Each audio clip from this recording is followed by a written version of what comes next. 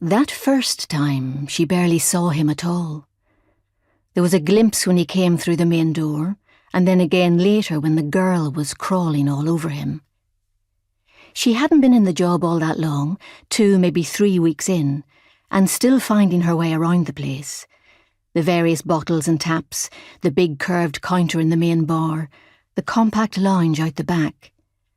Beyond all that, the 4 flights of stairs, one darker than the next. She'd been polishing whiskey glasses. The glasses didn't really need polishing, but Trish had told her that Mrs. Oak didn't like her barmaids to stand still or show idle hands. She thinks it makes the place look like a church, Trish said. And who wants to drink in a church? Mrs. Oak was still in hospital at the time, recovering from her car crash, and so they hadn't even met.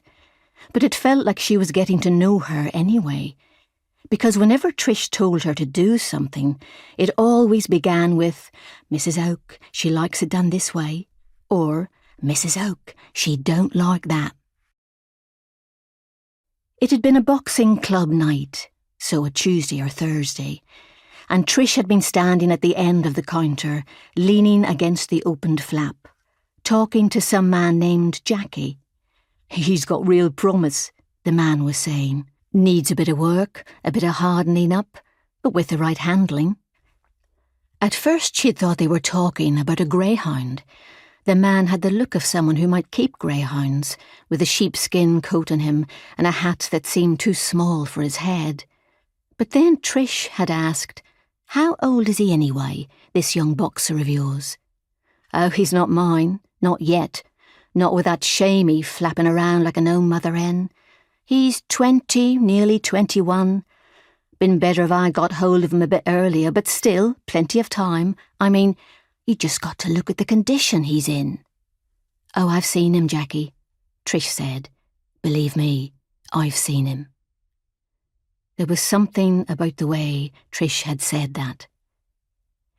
By then, it would have been about an hour before closing time. The boys from the club were starting to come in by 2s and 3s. You could nearly hear the energy jangling off them, and their voices seemed to electrify the room. He came in last, with Shamey. They hung back for a few minutes in the alcove, just inside the main door, and his face was in shadow.